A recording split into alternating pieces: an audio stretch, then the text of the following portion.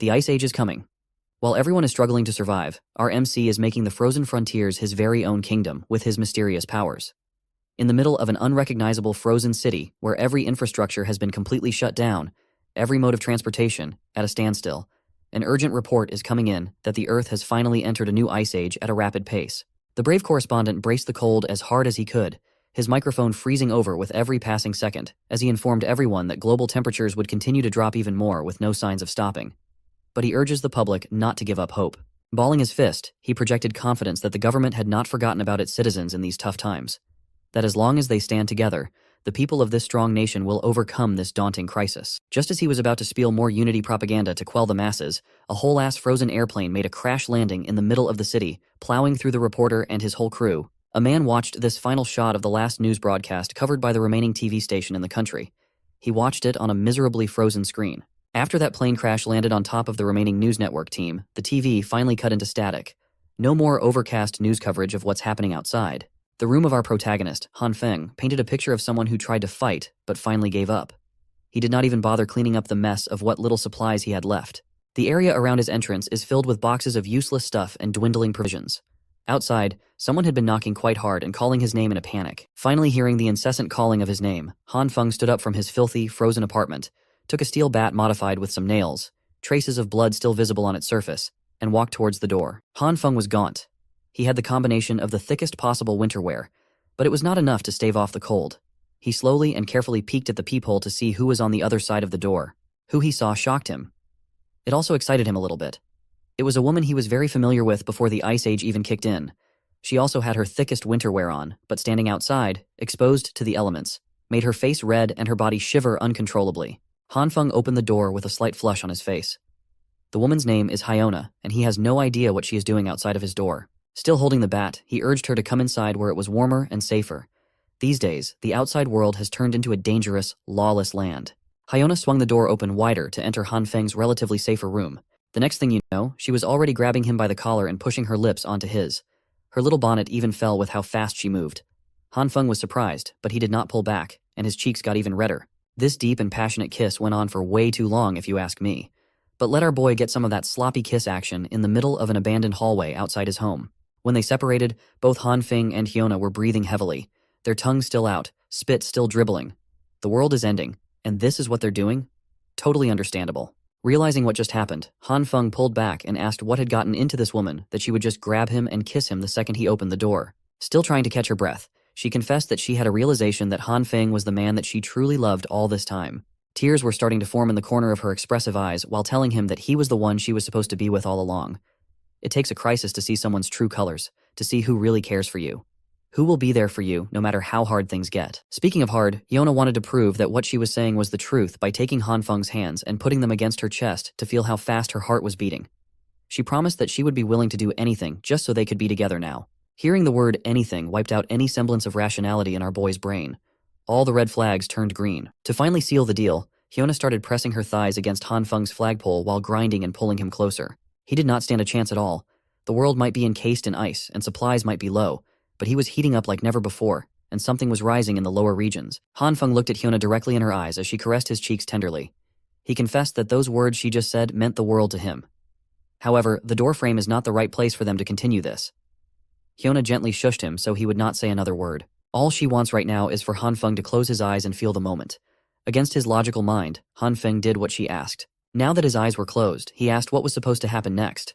Well, that's when another guy comes in, gripping the door ominously. This mystery guy swung the frozen door wide open, locked onto Han Feng's head, and smashed a blunt weapon with killing intent. Poor Han Feng did not see it coming. His skull was crushed while his eyes were closed. It was a bloody and brutal mess. A cruel sneak attack splattered blood all over the apartment entrance. Hyona and the mystery man entered the apartment. She shivered and stuttered, seemingly shocked that her partner in crime would actually kill Han Feng. The man scoffed and told her to stop playing innocent, for she knew that this was the only way this encounter could go. The world went to hell a long time ago. One less mouth to feed is not going to change anything. Enough about dwelling on the brutal attack. It's time to see what this Han Feng chump has been hoarding. If they play their cards right, they might even get enough supplies to survive until rescue comes. The messed up part was that Han Feng did not die immediately. He lay down on the freezing cold ground, trembling in agony while all the blood that spilled from his head wound froze as soon as it got out. He was not really clear as to what happened, but he could not move. Maybe it has come. Perhaps he was finally dying. He can finally know what it feels like to lose his life. The last thing he saw was the mystery man and that evil witch, Hyona, flirting a few meters away from his limp body. He's been touching her in places he could only dream of as he promises to reward her for her best actress performance that made the whole operation possible. As Han Feng's eyes closed for good, the hatred he felt for that cold-hearted felt unbearably heavy. He swore that if there was a next life, he would never let himself be a lovesick puppy again. In the empty darkness that he was plunged into, Han Feng started seeing little droplets of light. It started from a little speck that started growing into something bigger and more substantial. As it got even brighter, Han Feng started questioning what the hell was happening. He subconsciously extended his arm. His skin was translucent, like it was an entirely different entity. The warm light attracted him after suffering through the endless cold of the real world. May this be the path to heaven, but the golden light suddenly changed its color to red. Now, what kind of heaven has this crimson color? After being baited by the golden light and trying to reach out for it, Han Feng, or at least an abstract construct of his body, felt his limbs getting shredded like he was being put through a meat grinder. Nothing goes well for this man. It did not take too long for the crimson light to cover his entire body as he let out a miserable scream of agony. His translucent frame disintegrates piece by piece. The dark nothingness was filled with his scattered essence, and Han Feng was gone. Still feeling the pain of getting ground and deconstructed atom by atom, he woke up in a cold sweat, screaming for his life. The pain was way too real. He was seduced into closing his eyes, bonked in the head for being too horny, died a depressing death, woke up in an empty void, got tricked into being torn from an atomic level, and now he doesn't know where he is. He looked around, and the sun shone bright through his balcony. His soft and comfortable bed was nice and clean. The air felt fresh as it lifted his curtains up. Han Feng was far from the cruel world he had gotten used to. It took him 30 minutes to absorb the wild things that had happened to him over the past few hours. He spent those 30 minutes reveling in the perfect view of the residential area overlooking his apartment. Han Feng could not get over the fact that the sun was shining again. He missed its warmth and its light. He thought that he would never feel this type of comfort and warmth ever again. He just checked the date, and it seems to be that it's the morning of June 28th. As far as he could remember, the Ice Age apocalypse will start on July 15th. He was supposed to die after being ambushed, but he was somehow brought back in time half a month before the end of civilization. In other words, he has been reborn and given the ultimate second chance. Aside from the memories he retained from the previous timeline, there is something different this time. Something strange was happening inside his body, and it might have manifested in his hands. Ever since he woke up, there's been a red glow wrapped around his right hand the whole time. He tried wiping it off, waving it away, but nothing made it disappear. It doesn't hurt. It just feels warm. It did not seem to do anything else aside from the light, and he thought that he was just imagining things at first. Han Feng must have stayed so long pondering what was happening on his balcony that he started sneezing. As he wiped his nose of the mess, he noticed that the red glow in his right hand had mysteriously turned to a green one. Then something happened that made him panic. The hand that was wrapped around by the green glow started getting bigger, growing in length as if his bones, flesh, and skin were stretching out. Anyone will freak out if they see their hands doing that. Afraid and confused, Han Feng stormed into his room and slammed the balcony door shut as fast as he could. He managed to make it inside before anything more drastic happened. He was huffing and puffing for air, but the hand seemed to have turned back to normal. The green glow was still there, though, lingering and seemingly inexhaustible. Han Feng looked at it helplessly. There were beams of light shooting out of his hand. How would modern science even justify or explain a mysterious phenomenon like this? After the lengthening incident outside, now it's shrinking very slowly. The green light seems to be an erratic thing. It shrinks and grows unpredictably, not like the stationary red one at all. But that's still a mystery too. Sitting down on his couch, Han Feng suddenly felt a pang of unbearable exhaustion. He hasn't done much aside from running back inside, but he feels drained.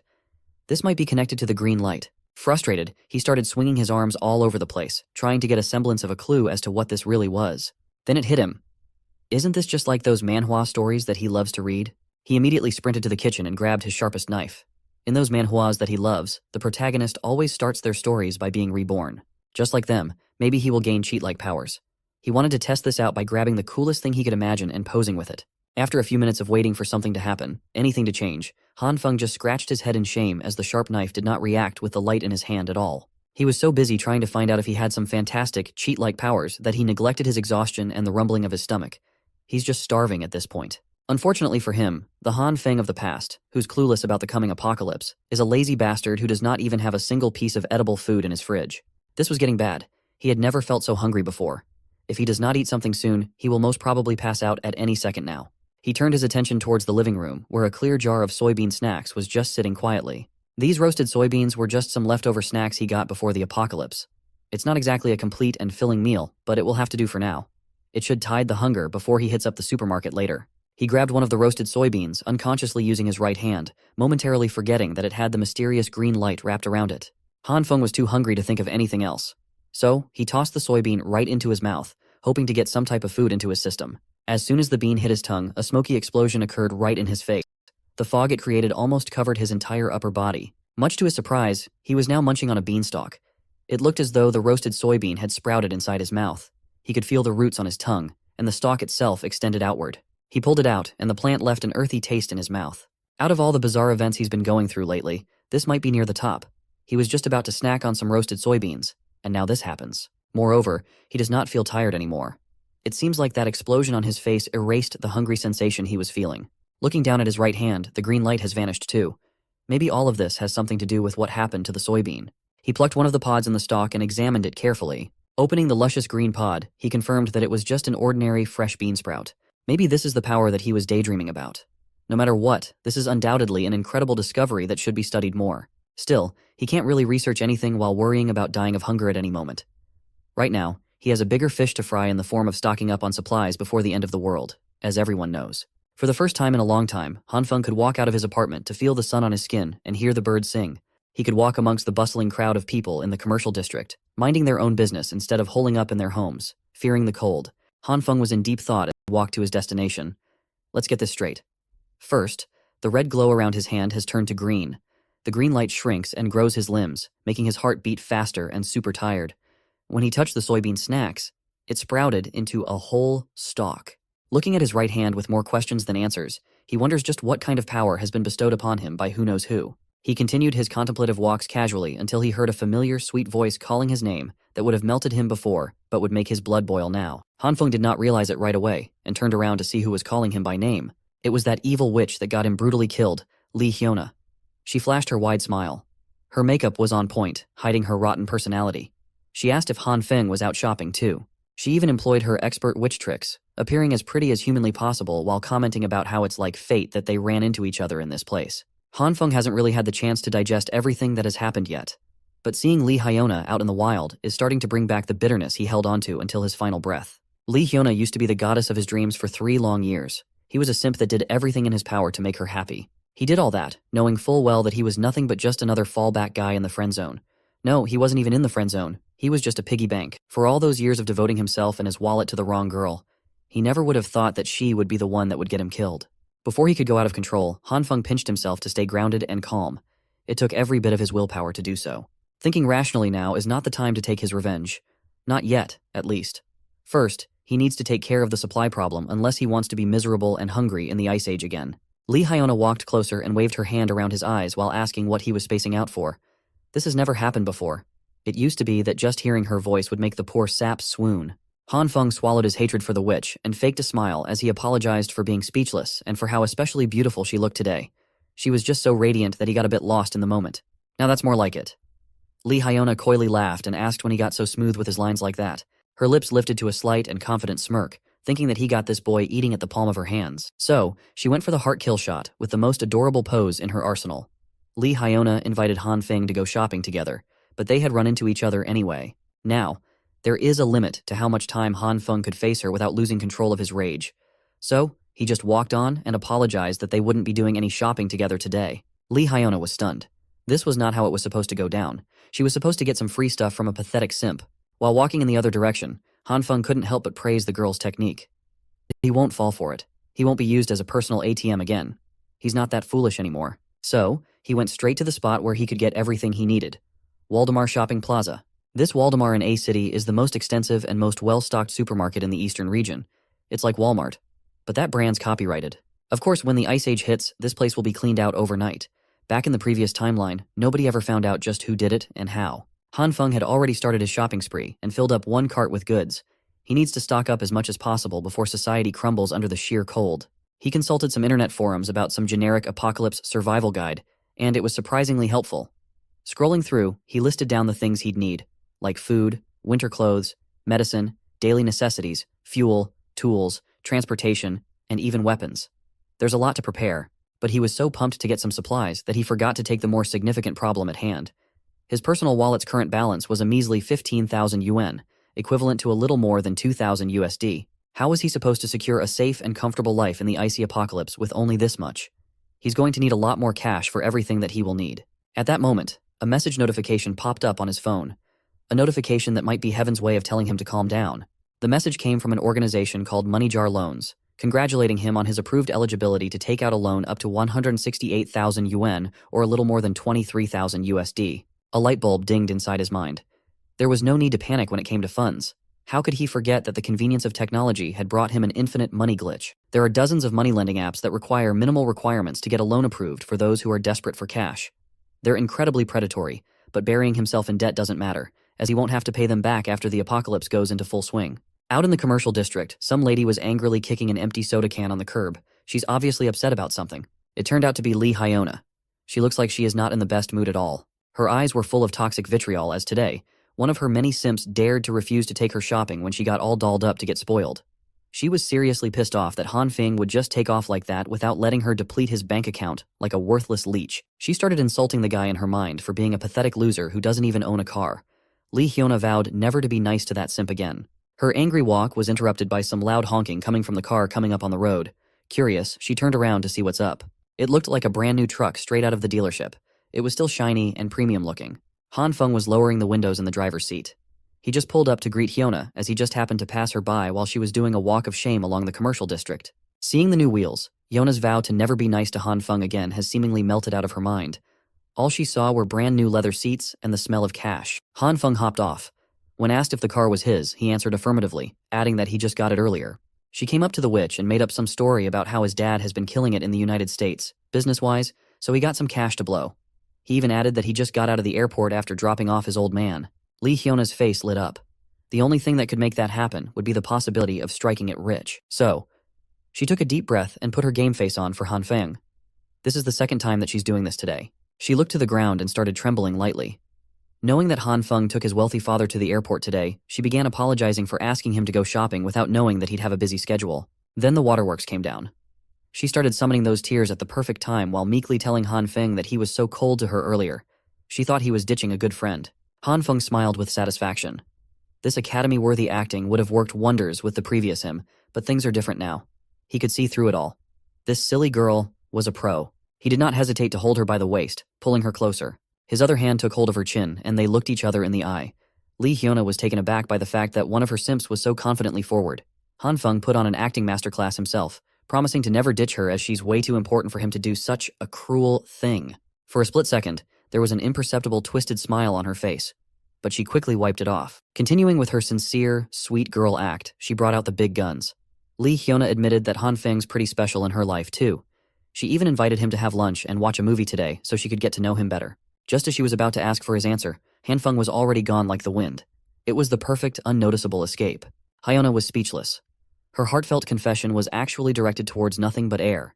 Han Feng was already tinkering with the piles of boxes in the back of his truck. He was playfully complaining about how he still has to carry so many things and how busy his schedule is. Clearly infuriated that her attack did not land, Lee Hyona tried her best to keep her sweet girl composure as she asked why he bought so much stuff. He replied that this much is nothing special. He just grabbed some things he likes. To torment the witch even further, Han Feng lied through his teeth and enthusiastically told her that he got a present for the lady too. Not wanting to overplay her hand, Lee Hyona waved goodbye as she walked in the direction of her home. She smiled and said that she was looking forward to that gift. As soon as she turned her back towards Han Feng, her supposed biggest simp, a sly smile appeared on her lips, proud of how she dealt with her piggy bank. On the other hand, Han Feng was just having fun messing with the witch. Knowing this woman, he knew that he couldn't let her find out about his little stockpile of supplies. All this stuff will be his ticket to surviving the apocalypse, after all. Lee Hyona will just have to wait for her turn. Once the world ends, Han Feng will make sure that she gets what's coming to her. That mystery guy who bashed him on the head, too. His anxiety about the incoming inevitable collapse of society is starting to melt. Han Feng is actually starting to look forward to what's coming now. The next day came, June 29th. Again, July 15th will be D-Day. It will be the beginning of the end. First comes the heavy snow, then the temperature will drastically plummet down to negative 20 degrees Celsius at an alarming rate. Over the next month after that, temperatures will continue to gradually drop day by day, reaching lows of up to negative 70 degrees Celsius. At that point, the world would be encased in ice and snow completely, making it almost impossible to go outside. The first thing that Han Feng secured was his bountiful food supplies. Aside from the sheer volume of stock, he also needs everything packed and sealed securely. He can't let the neighbors sense that something's going on. They can't suspect that he's hoarding copious amounts of food. This was tiring work. Some of the sensitive supplies had to be moved at night when no one was around. Han Feng doesn't trust anyone enough to help, so he has to do it on his own. Once the apocalyptic ice age starts, the power grid will be extremely unstable. That's where his newest purchase shines. A heavy-duty generator plus enough fuel to keep it running for a whole year at the very least. With power secured, he now has to consider the fatal consequence of the building's heating system stopping. He had to call in some specialized contractors to modify his home for independent heating. Han Feng also ordered some reinforced doors and windows while he was at it. He needed a dedicated room to store all the supplies that he had hoarded, so he used an empty bedroom for all the essentials. By the time he finished preparing everything listed in his little notebook of survival, it was already July 14th. Just one more day before the temperature plummets and everything descends to chaos. Next up on his list is the main event that he's been postponing out of uncertainty all this time. It is time to buckle down and actually study his mysterious ability. Han Feng made a home-cooked meal for dinner while pondering his survival in the incoming Ice Age apocalypse. When things get hard, relying solely on the supplies he has accumulated won't be enough. But he has a possible answer to this problem. His power to manipulate plants in some mystical way might be his only hope for a sustainable future. The meal he cooked featured soybeans as its main ingredient. That's right, the same beans he conjured from a single roasted snack using his ability. He racked his brain and tried so many gestures and possible triggers, but the lights hadn't come out yet. The activation is so random that finding the right trigger is nearly impossible. For now, it is time for a risky taste test. He needs to make sure the food conjured by his abilities is edible. Who knew that trying some beans would be so nerve-wracking? Han Feng got through half the plate of his beans with no apparent problems at all. Even the soy milk passed the taste and safety test. While chewing on his lunch, the confirmation that his ability could provide edible food was game-changing. At least this proved that he has the ability to theoretically spawn food. The next step is the harder and more trial-and-error-based one. He needs to figure out how to actually use the red and green lights and make them appear according to his will. So far, he has only tried it on soybeans, but what would happen if he could use it on other things? Opening his newly stocked fridge, Han Feng steeled his resolve to experiment and see if his ability would work with other plants too. The testing period stretched from midday until the sun was about to set. Han Feng did not know that as he passed out in the middle of experimentation. As he slowly opened his eyes, he noticed that he was gripping something tightly in his right hand. A green vegetable of some kind. A massive broccoli. Slowly getting up from the floor, he could not be bothered by the absolute mess that was in his kitchen, as the pain in his head was hellish. It felt like something was pounding from inside his skull. He has to take note of this sensation in the future. This power of his takes a severe toll on the mind and the body, and it cannot be used without restrictions unless he wants to pass out and wake up with a migraine every day. After getting up, he immediately got a spoonful of his beans to refuel again. He might have pushed himself to the limit today, but at least he learned something vital about this mysterious ability of his. A few hours ago, before he blacked out, he neatly arranged a diverse selection of produce on the kitchen floor. He tried using his power on a bunch of them after he managed to activate the green light. Some root crops like potatoes did not react to his green light at all for some unknown reason. But not all of them were duds. Some of the crops grew from the seeds into full-blown plants like the soybean stalks. Wheat was one of those. And some neither stayed the same nor grew into full-blown crops. They just exploded in his hands like mini-bombs. It was a frightening experience that caught Han Feng off guard. After those explosions, the plants would turn into a substance that looked like coal but was very light. This development was certainly outside of his expectations. Thankfully, he could find some decent use for these inedible black substances. They are used to heat the space like coal when put together in a container and lit up. Coming from a future where heat was a luxury, Han Feng would gladly take these little balls of warmth. No more worrying about staying warm in the future. After a bunch of explosions, he tried many more times and failed most of them. He just kept chucking those black balls into the bucket one by one. When he got into some seeds he bought, he chose to take a more meditative stance while forcing himself to focus on controlling his breathing. After a few minutes of intense concentration that left him sweating bullets, he finally got the most significant success in this experiment. A gigantic broccoli shockingly appeared in his grasp. Before his eyes gave out and his consciousness went lights off, he remarked that the success rate of this method was still way too random. Then, his body hit the floor. Thankfully, he was sitting on the tiles already, so the fall wasn't too bad. Now he's awake, and his belly is full of beans. He played around with the broccoli while thinking long and hard and still failing to find any patterns to this ability. But he can't give up. There has to be some kind of principle behind how this ability works. There are still too many unknowns, but he made some decent progress today. At least now he has some understanding of the activating conditions of the lights. Who would have thought that the key to activating the bizarre skill lies in his very own consciousness? All he has to do is enter a meditative trance. His method involves imagining himself out in nature in his bare form, free from the constraints of human civilization. In other words, buck naked. In his mind palace, he walks on the ground with bare feet, his soles making direct contact with the soil where life grows. Sunlight kisses his skin as all life around him harmonizes. Just like Adam in the Garden of Eden, his body and mind are both part of the natural world, a peaceful resonance of all that has life. Once he enters that state of mind, he slowly opens his eyes and a familiar green glow appears once again. This ability of his is directly connected to his consciousness. Working from that concept, he could freely call on the green light. Now that he's done with all the plant samples with a low success rate, it's time to move on to a different type of specimen. The target of the second experiment would be all kinds of meats this time around. So he slowly brought his right hand wrapped with the green light towards a juicy slab of meat. He already half expected it, but it's still disappointing that there were no reactions at all. Maybe the green light only works on plants. Thinking that the gentle approach might not be effective, Han Feng grabbed his meat and squeezed hard while praying that his right hand would work its magic. After a few minutes, he had to accept that nothing would happen. You could see the defeat and dejection in his tired eyes. That was when he thought of the sensation he felt while meditating. In a trance, he could sense two distinct colors, the red and green lights. Throughout the experiments, he hasn't tried using the red one yet. Grasping the primary trigger function of his ability, he only has to concentrate on bringing that red light out of his consciousness. While still holding the meat, he closed his eyes and tried to reach for the other ability lying dormant inside his system. After a little while, a spark of red light finally made an appearance on his right hand. With that initial spark, the glow swiftly wrapped around his hand. Surprisingly, it also wrapped around the piece of meat. It looked like it was creating some sort of bubbling reaction at the meat's surface. A few seconds of intense concentration later, Han Feng opened his eyes to a putrid pile of hardened dark red sludge that looked like it came right out of hell as the red light subsided. He immediately threw that vile thing on the ground out of sheer disgust. You would undoubtedly do that too, in his position. Realizing that this disfigured sludge might provide some valuable insights, Han Feng crouched on the ground to observe it. He poked the thing, and it was a little squishy. So, this is how meats would react to the red light. It might look revolting, but the texture and overall feel point towards the possibility that the meat got cooked or something. Was this really all the red light can do? Heat things up? Stoves and pans could do the same thing, and they could produce more appetizing meals than whatever the hell this is. Han Feng refuses to believe that's all there is to it. Upon using his consciousness to trigger his abilities a fair bit amount, he could understand his capabilities on a deeper level. If he were to describe the red light sensation, it would be like a disintegration process. His next meat experiment looked a lot better than the first one. But if that's the case, understanding the underlying concepts of these two lights might be easier than he initially thought. He grabbed a bunch of soybeans from his bean pile and gripped them hard in his right hand. In his left hand was the red light and the cooked up meat. If the green light represents the evolution of matter, then the red light is the opposite, which would be disintegration. Since he's already testing out some confusing concepts, what would happen if he combined the green light grasping beans and the red light grasping meat? The result was an even bigger reaction than he was expecting. The combination produced a bright, blinding light between his hands. When the lights died down, it was revealed that his meat got a lot bigger as a result. The meat had been supersized, but where did the soybeans in his right hand go? Could it be that the two subjects merged together, producing this giant slab? Han Feng meticulously inspected the big meat. No matter how you look at it, it's undeniably incredible. It looks, feels, and smells exactly like real meat, but even fresher somehow.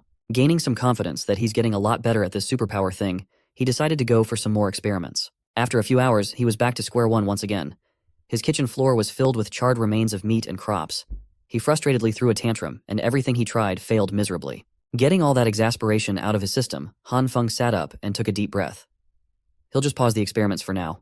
He can always just take his time to figure out its deeper intricacies later. Anyway, today was still a productive one, even though he ended it on a bitter and charred note. Han Feng can already see the future if he can just successfully master this mysterious power. There's no doubt about it. With infinite resources, he would be the man standing at the pinnacle of this post-apocalyptic world. It's his dream, so he could put some sweet muscles in his image. Speaking of power, he might have forgotten one of the most important aspects of survival. Food alone is not going to cut it in the coming days. He will be completely vulnerable with all this loot if he doesn't have a decent weapon to defend himself. He swiftly took the various crops littered around his floor. He has to hurry and find himself a weapon before the temperature goes on a nosedive. Looking out the window, it seems like the initial stages of the apocalypse have already started. Snow is beginning to fall from the skies. It's here. The public might think this is just a typical snowy evening, but it's not. Just like the previous timeline, it really is happening. The collapse of modern civilization is commencing. Heading outside, Han Feng fears that the temperatures will drop to 45 below within the week. He needs a gun, and fast. But buying a gun in this country is illegal, and he doesn't exactly have any connections to the criminal world. That's when he overheard a scandalous man yelling and boasting that he's a construction guy with millions riding on every project. The dude was bragging to a passerby that he knows the infamous Lao Wang from the Shigang Lida group. They're so close. They're practically brothers. Han Feng thinks he's seen this thug before. A dumbass with an exaggerated fashion style, blinged out with jewelry of questionable authenticity and over-the-top streetwear. A guy who offers everyone cigarettes for some reason. Around this area, people refer to this bleached-haired, cigarette-loving thug as Homeless Joe. Homeless Joe's real name is Li Ziyi. He likes it when people call him Brother Li, and he lives in Han Feng's neighborhood. He's reputed to be in charge of contracting projects and knows everyone around the area. If you offer him some cigs, he won't accept any other brands as he only smokes Hawazi. Other brands make him cough. He's always helping his big brother with projects and looks forward to going to saunas. In reality, this bum does not have a proper job, but he always acts so busy. You often see him walking around while on a call, shouting out deals worth 20 million or 10 million as if he wants everyone to hear how successful he is. The guy is a deadbeat, but Han Feng can see that maybe homeless Joe has the necessary connections to get what he so badly needs. So, he approached the thug, referring to him as Brother Lee and saying that it's been a long time since they have seen each other. Han Feng waved with an awkward smile as he was uncertain how this guy would respond. Brother Lee annoyedly asked if they knew each other as he walked closer. Being younger than Lee, he introduced himself as Xiao Han, kind of like saying little bro. He swore that they'd met a while ago, so I must have forgotten. The thug complained that he's been swamped with work lately, so he can't be blamed for his bad memory. But he was pretty receptive to talk. Han Feng was being overly cautious as he was about to ask for something very illegal. He surveyed the area, looking from left to right to make sure that no one could hear what he was about to say. Then, he came up to Brother Lee and directly asked for the weapon that he needed to defend himself in the coming days. Lee jumped in fright and asked what he would need a gun for. That's not a good sign. Feeling like a guilty criminal, Han Feng still had to push through this as he couldn't think of anyone else who could help him with his problem. Lee started speaking seriously, wanting to clear something up before they got any further. He insisted that his organization does not engage in any illegal activities and that guns are serious business. He hinted that he had the connections for it, but he was not one to mix ordinary people up with something dangerous. Han Feng pushed the thug's questionable Louis Vuitton bag out of his face and insisted that Brother Lee got it all twisted. He was just inquiring about some firearms for self-defense, as he has been involved in some nasty personal grudge. And so, Han Feng started lying his ass off with a story that he was making up as he spoke.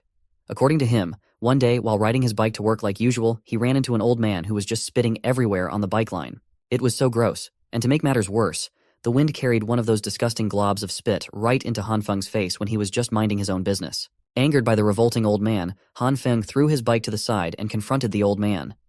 What did the bastard do, you ask? The asshole decided to spit on him again while he was airing out his grievance. He could not take it anymore and brought down some street justice on the disgusting old man. He gave the guy a good old beating in the middle of the road, with everyone watching on the sidelines. As the old man left with his clothes tattered and his face messed up, the bastard swore that he would get back at Han Feng for this humiliation. The very next day, that old man was patched up and waiting for Han Feng on the usual bike route. This time, he had some goons with him. They beat Han Feng up quite badly and threatened to do it again if they ever saw him anywhere. His clothes were a mess, his face was bruised, and his body was wounded. He has never been so humiliated in his life. That is why he wants a weapon for self-defense. That's the long and short version of it. That's the story he could come up with on the spot. And it looks like it was a very effective one. Brother Lee was fuming in anger as he imagined the nasty old jerk spitting on the road and hitting Han Feng. Such uncivilized behavior should not be tolerated. That's not really the point of Han Feng's story, but at least he's getting somewhere. Brother Lee tapped his shoulders and assured him that this vendetta would be taken care of. He assured Han Feng that he's got our boy covered. He will just make a call to his big brother right now and they'll fetch that gun. Han Feng was starting to doubt if he made the right decision in approaching this guy. With all that tough talk, Brother Lee invited him to go to the station and hop on the bus with him. His excuse was that his Panamera was being serviced in the shop, so he couldn't drive to the headquarters. Han Feng assured him that transportation wouldn't be a problem. He has his car parked right to the side, after all. The brand new vehicle immediately caught the eye of this hype beast bum. On the drive over to his big brother, Lee could not stop going on and on about how Han Feng is living the good life and asked how much this new ride costs. It was about 700,000 of borrowed money. As he casually gave directions to turn left at the next intersection to reach the alleged office, Brother Lee kept on snapping pics of himself sitting in the new leather seats. His social media handle was Handsome Spicy Guy, and tonight's post was a picture of his dumbass face with a caption complaining about how his SUV's seat is still too hard to sit in on account of it being new. They pulled up to one of the seedier parts of the city. Some tough-looking guys were camped outside, complaining about the messed-up weather. You can't blame them, though. It went straight from summer to hardcore winter overnight. Seeing some crisp-looking wheels pull up, everyone turned to whoever was about to exit that car. Seeing that it was Lee Z, they flocked towards him to ask what was up. Brother Lee just told them that he had some stuff to handle with Boss Liu. The other thugs assumed that the new Tiger SUV belonged to Lee and started hassling him about the price tag. Lee did not deny it at all. He even proudly boasted that he had spent 700 grand for the car. Han Feng was not upset, though. Bragging that you own the car so confidently while the actual owner is standing nearby is kind of a goated, shameless move. As soon as they entered the establishment, the one known as Boss Liu, a hardcore gangster-looking man, came out upset that Big Mouth Lee would disturb him so late in the evening. Brother Lee visibly turned a lot more reserved in front of the boss, even offering his cigs politely. The big guy does not have time for any of that filler nonsense, though. He's a busy man.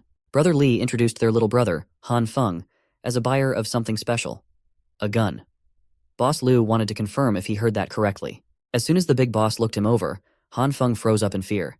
He wasn't sure what would happen if he made the wrong move or said the wrong thing. Boss Liu just stared at him silently, cigarette in mouth, seemingly scrutinizing him from head to toe. Then the big guy cracked a smile.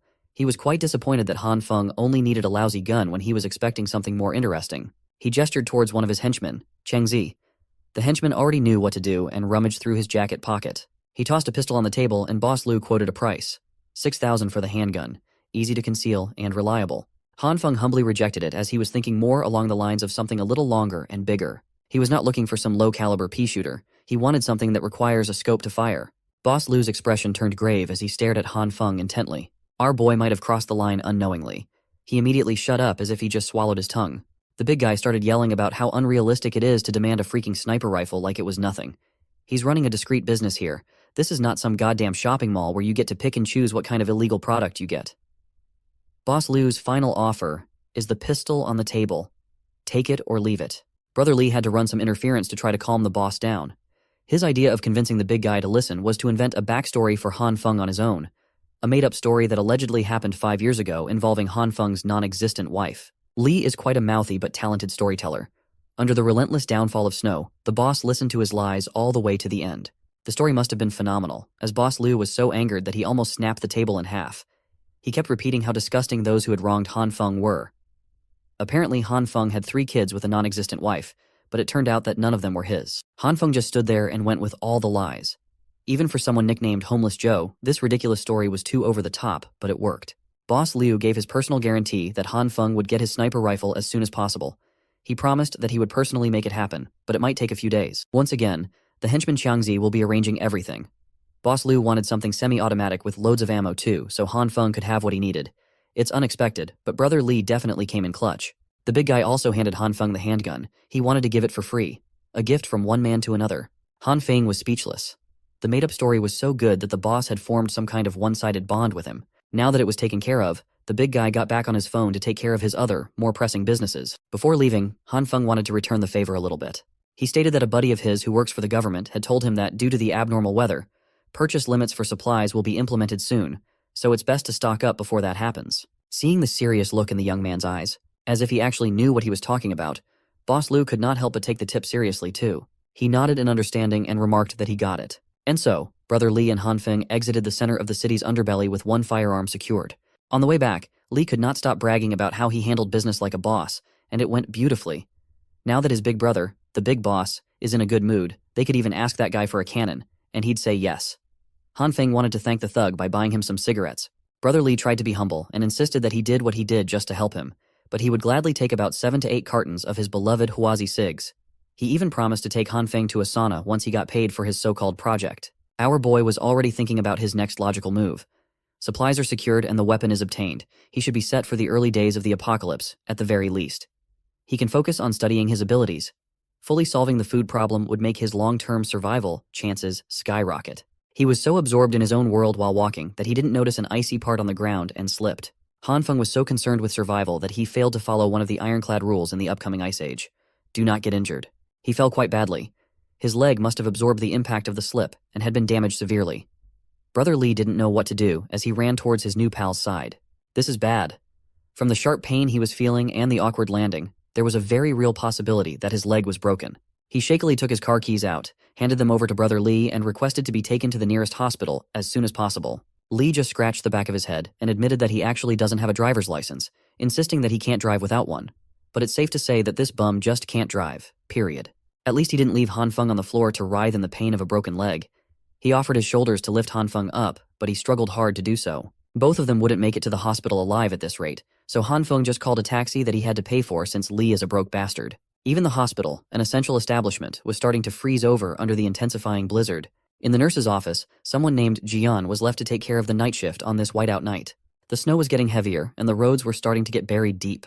Head nurse Jian had only just started her night shift, but calls coming from the hall were already flooding in as the emergency section was severely short-staffed. The pretty nurse had no other choice but to step up. Upon getting an x-ray in the hospital, it was confirmed that he had really broken his leg. The doctor explained that there was a stable fracture on his right tibia. It would be easy to set, but he'd need to stay for an hour of observation before going home with his meds. This accident could not have happened at a worse time. It just had to occur before the apocalypse went into full swing. While looking at his X-ray results, Han Feng regretted being so careless. Brother Lee accompanied him for most of the process, but the dude had to leave as he apparently had a few deals to handle. He's a real one though, and he even left his number in case Han Feng needed anything else. Now that he was alone in the hospital lobby, Han Feng sighed heavily. He wondered how he could make such a stupid mistake at such a crucial time. Looking at the chaos around him was stressful. The hospital quickly overflowed with patients, victims of accidents caused by the sudden blizzard and quickly plummeting temperatures. Emergency beds lined the hallways as a grim testament to the worsening conditions outside. As for him personally, he just wanted to get his meds and leave this place as fast as possible before the roads closed for good. Thankfully, his idle time would not be boring as a goddess had just walked right in front of him. Head nurse Jian had come to bolster the understaffed emergency room. The first bed she checked had a patient with heavy wounds. Next on her rotation was bed 5, where a patient's wounds had just been cleaned. Thankfully, the vitals were stable. Bed 5 just needed another dose of glucose in 10 minutes. She advised the attending nurse that if the patient's heart rate dropped below 80, epinephrine must be administered immediately. Throughout the rounds of the head nurse, Han Feng could not take his eyes off her. She was just amazing. Being a head nurse at such a young age, she must be a generational talent. On top of that, he saw how she dealt with all kinds of patients. She was kind and incredibly skilled. She looked like a radiant being in the middle of a hopeless place. Moreover, she was incredibly beautiful. She was working the hectic night shift, but her smile never faltered. She was basically an angel. He was so enamored that his eyes accidentally traveled to some ungentlemanly areas. Han Feng immediately averted his gaze out of respect. But head nurse Jian was just way too unaware of her surroundings. A real airhead. Suddenly, the old man sitting beside him started calling the attention of the pretty head nurse. She was not really required to tend to the patients outside of her rounds, but she still took the call with a smile. Head nurse Jian politely apologized to the old man and asked if she could come back a bit later to help, as she still needed to provide urgent care to some patients to cover for the staff shortage. The old man complained that his back hurt too much. He explained that the back pain had been worsening lately and wanted the head nurse to take a look to see what was causing it. In reality, this bastard was just a dirty perv trying to film below her skirt. Not noticing what was really happening, Jian just smiled and apologized once again, saying that for such back problems, they might need to schedule an X-ray just to be sure. The old perv started getting pushy, urging her to just take a quick look as he pointed to where it hurt. The bastard even got up from his seat to touch the angelic nurse inappropriately. Being the airhead that she usually was, Jian just laughed as she was naturally ticklish. For back problems, it's really advisable to wait for the resident physician's exam. The perv started pushing it, his hand crawling even lower from her waist. This disgusting act would have continued longer if something or someone had not made it stop. A freaking flying crutch forcefully smashed against the old perv, giving him some real back pain and knocking the phone away from his hands. Ever the kind-hearted healthcare worker, Jian wanted to check if the old man was all right. Thankfully, Han Feng came to her rescue, humbly apologizing for his crutch flying to the side as this was the first time he was using one. He bent over and went straight for the old perv's phone while blatantly questioning if it was broken or not. Just as he was about to touch it, the perv started sweating nervously and screaming at him to stay away from the phone. Han Feng did not listen. He walked all the way to the side of the room, got his bandage all messed up, and wouldn't let this freaking lecher get away with doing something so disgusting. As soon as he opened the phone, his suspicions were proven right. He looked at the creep directly in the eyes. If looks could kill, the geezer would have died by now. The proof was already there on the home screen. This perv had some nerve filming up a hard-working nurse's skirt and even assaulting her. There's no good reason why Han Feng shouldn't call security and have them escort the bastard to a jail cell where criminals love putting pervs in their place. Han Feng would be keeping the phone, and the next time he saw this old again, he threatened to ruin his miserable and revolting life.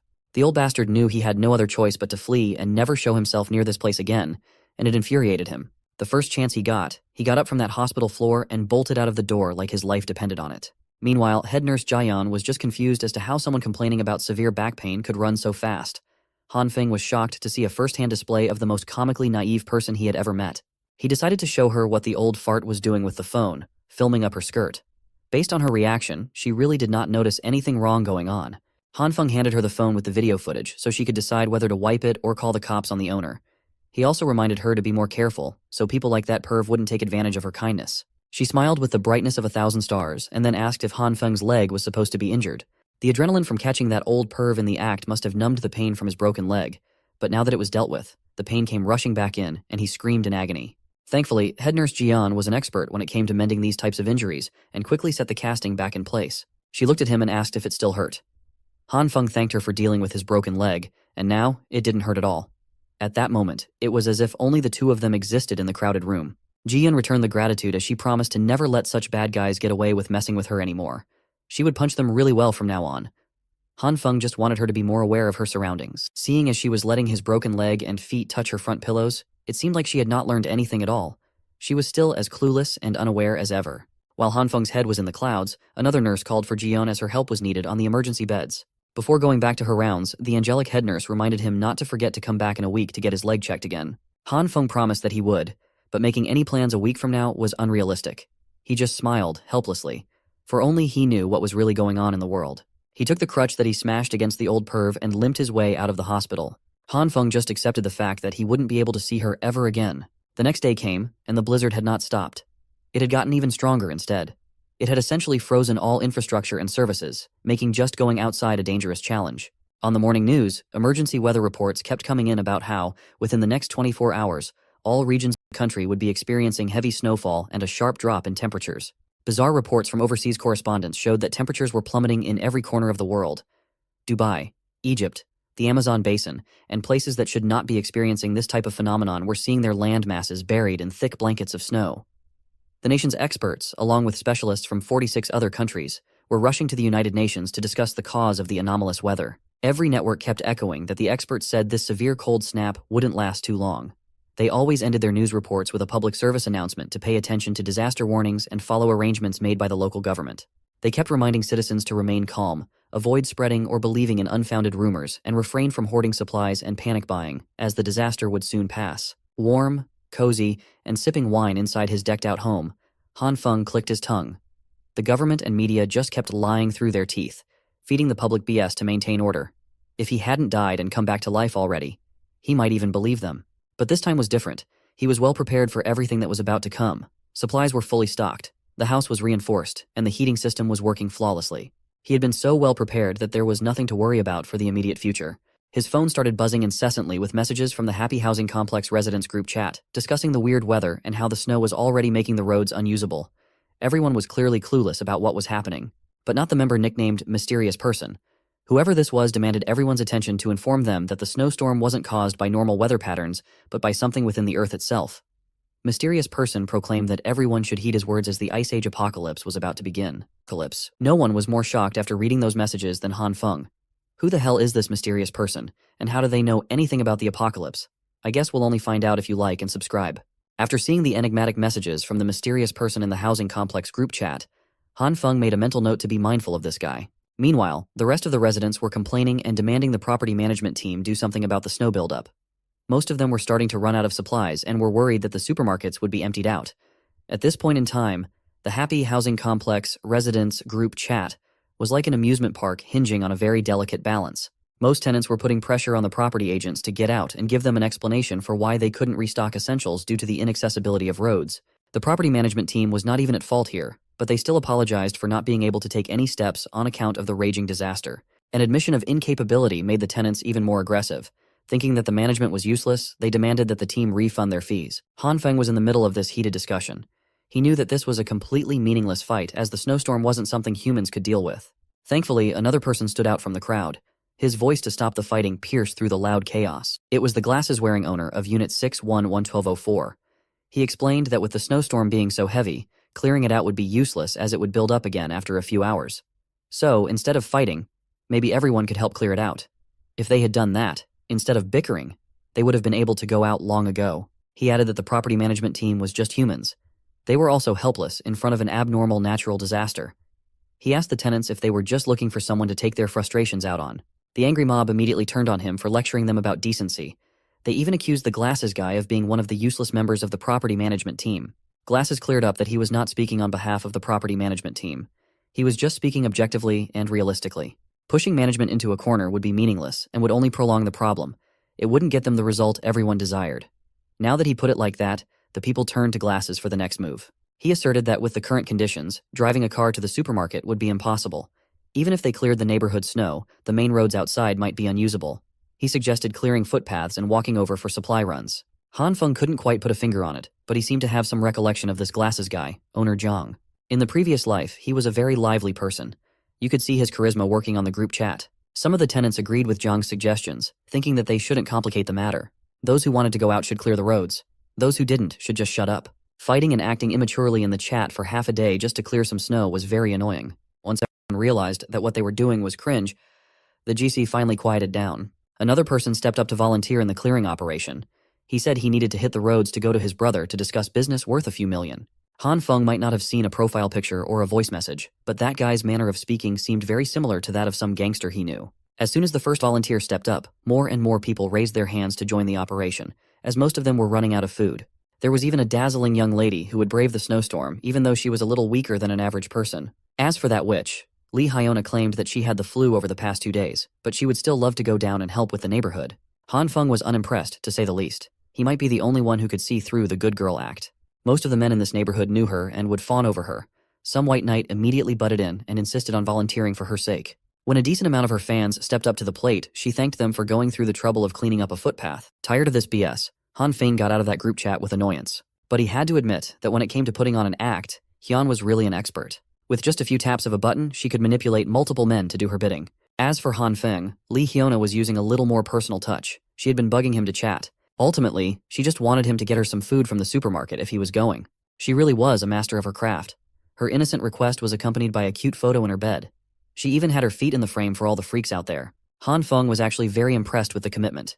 In these catastrophic weather conditions, the witch was still wearing so little to try and seduce him. She could really turn a lot of men into errand boys with that. Now was the fun part. Han Feng could reply to her advances however he wanted. Well, whatever he sent back must have been some awful crap, as Lee Hyuna tossed her phone and stepped on it hard in anger and annoyance as soon as she saw it. Today would make it the 3rd official day since the snowfall started. The temperature had reached -20. This could be regarded as the early stage of the apocalypse, a time when most buildings of decent quality still had central heating systems running. They still had the internet, and everyone was still going on with their daily lives as usual. They just needed to stay inside, just like COVID times. Han Feng had been scrolling through videos and TikToks to pass his time as well. Based on his page, it looked like we had a certified man of culture. It had only been a few days, and he was already getting bored with the mindless indoor activities. It looked like his most significant problem in this apocalypse would be learning how to endure loneliness. It also didn't help that his leg was a broken mess. A broken bone would need at least a few months to completely recover. Just like us, Han Feng's boredom always led back to watching videos on the internet. He came across a gruesome broadcast in the scientific column about a man who got into a brutal accident. After doctors sewed up the man who jumped from the 15th floor, they discovered that his damaged internal organs and bones started regenerating. This clickbait news story gave Han Feng an idea. It's one that he really should have come up with a lot earlier. Why had he not thought of using his newfound powers on himself? He activated the green light in his right hand and carefully touched his broken leg with it. After a few seconds of nothing happening, the green light started dissipating. Han Feng refused to believe that it was a bust. So, he tried again. He activated the green light harder than he did before. But just like earlier, the light eventually died down with no change in his leg. It looked like he was just overthinking things. He really thought that the green light would be able to help his injury recover faster. But it seemed like the only thing it brought was irresistible sleepiness. Han Feng eventually succumbed to the heaviness of his eyes and took a nap on the couch. He woke up to some freaky-ass ceremony that involved goats and Native American headdresses. Under the transcendent light of the night skies, Han Feng rode on the back of giant goats with a bloody whip in his hands. Goat heads flew alongside him. In this freaky ceremony, Han Feng is riding at the forefront of a goat herd on top of a bloody red grassland. There are totem poles scattered along the land, and he is having fun whipping his whip all around the place. Well, that fun only lasts for a minute before he is tossed off the goat's back and into the herd. He eventually lands on the blood-red grassland, and he lands badly. His foot is at an awkward angle and a crack can be heard. It makes him shiver in pain. To come from the absolute freedom of riding goats in the grassland to being immobile on the ground is quite jarring. To make matters worse, one of the goats starts licking his broken leg.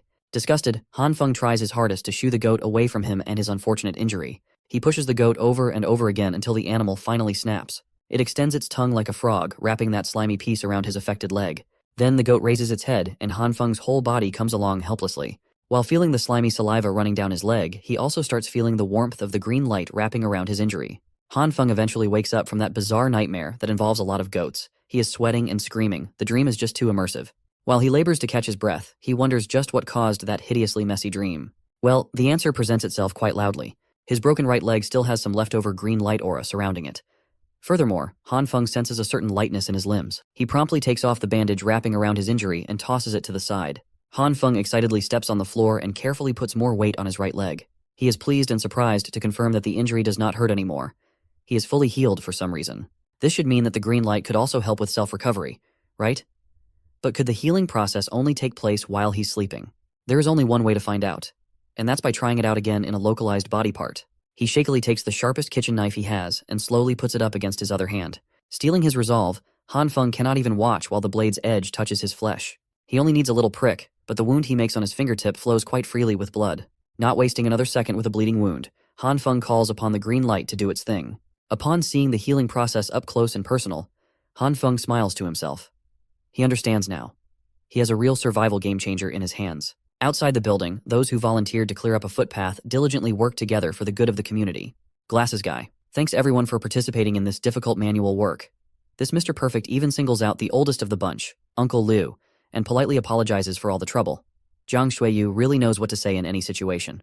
Uncle Liu Guangyao just laughs and insists that he didn't do much as most of the actual work was done thanks to the Jin brothers. Those two, Jin Qinwen and Jin Qinwu, really went all out for the clearing operation. Some real hard workers. While they are busy finishing up the final touches, a young lady wearing a thick pink coat slips on the ice. The Jin brothers immediately rush toward the lady to check if she's okay, and remind her to be more careful. This pink girlie is known as Jin Jian. She's a real doer, unlike that witch Li Hyuna, who didn't even leave her room after playing sick. The Jin brothers still have a lot to do, so they just remind Jin Jian to call for them if she needs help. She assures them that she'll be fine.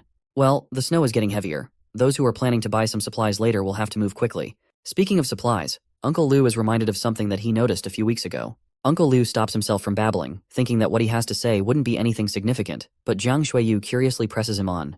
The old man has been hearing that for the past few days or weeks, an owner in the neighborhood has been bringing back supplies on a small truck, like he's moving houses. Jiang Shuiyu thinks that this is a common sight, as there are always people moving into the neighborhood and houses undergoing renovations. But Uncle Liu got different vibes from this one. He saw gas tanks and a whole fireplace being shipped in. It's not normal for someone to move in or anything like that. It's just a hunch, but Uncle Liu thinks that the person was making preparations to get through a harsh winter. This conversation is interrupted by the Jin brothers, who have just finished clearing the main path.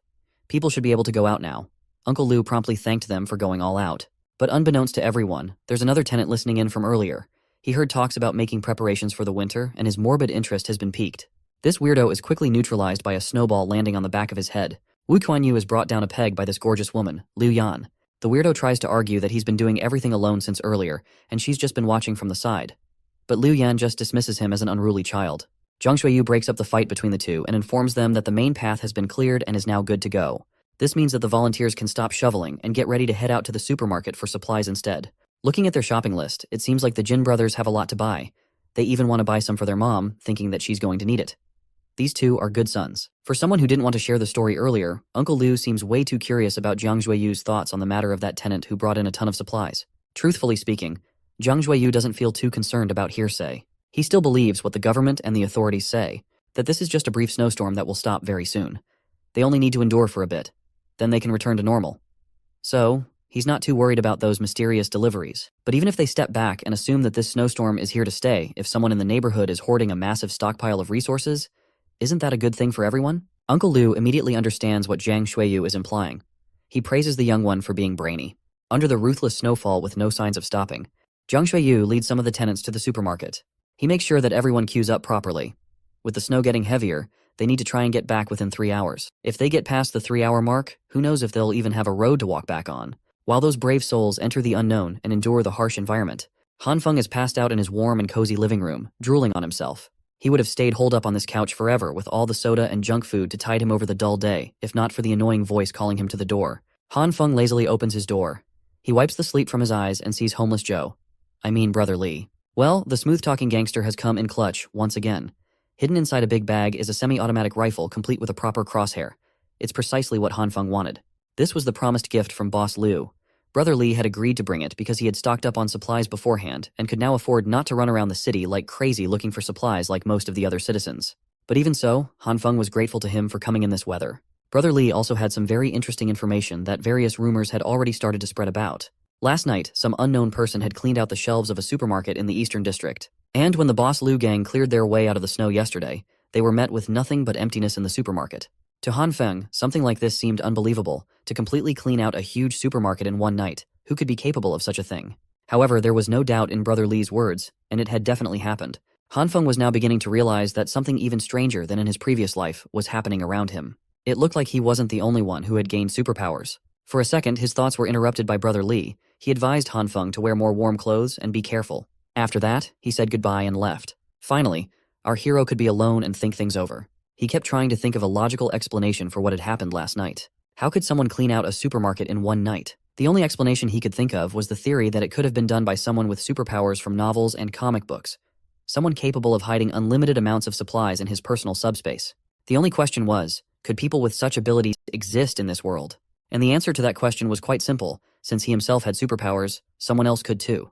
This was a disturbing discovery. Now Han Feng couldn't waste a moment. He needed to examine his superpowers more thoroughly, so that when he encountered other superpower holders, he would have his own strategy to counter them. He simply had to know his strengths and weaknesses, as well as the limit of his superpowers. To do so, he opened his diary and began to study the already known facts about his powers. At this point, he already knew that his power could react with different foods, both plant and animal.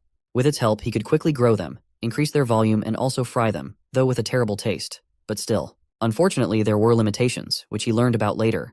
The likelihood of success of power application is not that great and differs for different products. For example, for soybeans, the chance of growing a plant is 10%. For meat, it's even less. Han Feng kept failing to understand why things worked the way they did. Suddenly, the soybean under the influence of the force exploded in his hand with an unpleasant green cloud. And instead of a normal plant, our hero had a rock in his hand. Just a stinky rock. This was starting to annoy him. The failure rate was too high. Han Feng had to learn how to use his power more effectively. And he was determined to start practicing hard. After all, nothing helps you learn any skill faster than practice. For this purpose, he spared no time and worked hard until late in the evening. Finally, he succeeded. In his hands, Han Feng had a fresh and alive soybean plant with pods. Such an achievement did not come easy to him. He was sweating profusely and was already quite a good heater for his apartment. But that was the price he had to pay to figure out a few rules to increase the success rate. He found out that green light energy is not constant. And for different products, it is worth applying this green light for different lengths of time, depending on the nutritional value of the product. If you do not guess the duration of application, you will end up with a failure and get a burnt, stinky stone.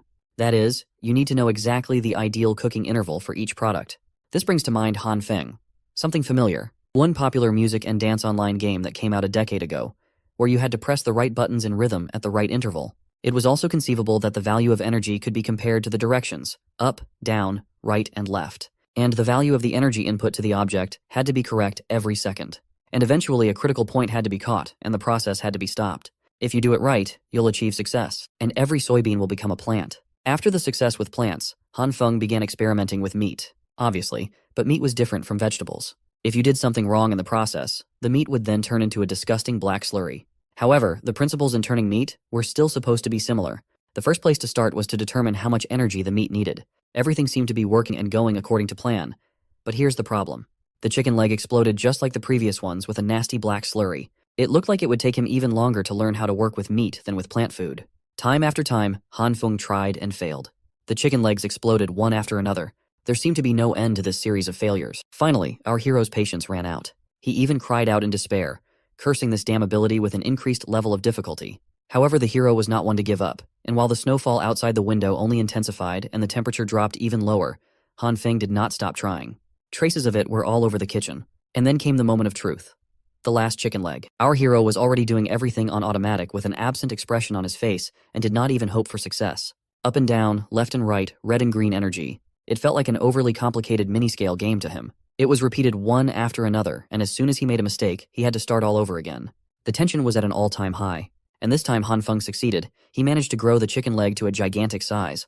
With a snort of disdain, our hero said that it was worth it. And collapsed exhausted but happy on the floor. He had finally found a way to synthesize meat. The weather outside was getting worse by the day. The news announced that today, July 17th, was the third consecutive day of snow disaster. In every corner of the country, the same thing is happening, and it seems that mankind is facing a disaster that happens only once in a few thousand years. In order to ensure the basic livelihood of citizens, the authorities are actively fighting the consequences and taking measures to help citizens. It was to such news that Han Feng woke up the next day. How many times had he heard it before? Empty warnings and promises about how the heavy snowfall had paralyzed transportation, electricity, and internet. But everything would be repaired soon, and all they needed to do was wait a little longer. Soon, humanitarian supplies should arrive in the disaster areas. Finally, the news anchor advised everyone to stay indoors and not to go outside unnecessarily. For Han Feng, there was nothing surprising in all of this. He had heard all of this in his past life. Suddenly, a notification came on his phone, followed instantly by several more. Han Feng immediately saw that it was a group of residents of his house who had started making noise again, and he simply couldn't help but join in the discussion. The noise around was unbelievable. Everyone was discussing the morning news. Some believed that the rescuers would come and help them. Others thought it was all empty promises and made plans to save themselves. Only one avatar stood out from the crowd and asked the gullible if they really believed what was being said on the news. It was old Uncle Liu, and he absolutely did not believe what was being said on TV. If everything was under the control of the government, the rescue teams would have arrived long ago. Instead, he had heard rumors from old friends that the government was assembling armored vehicles, tanks, and other heavy weapons in City A, the capital of the country. They are probably preparing for the war that is about to break out.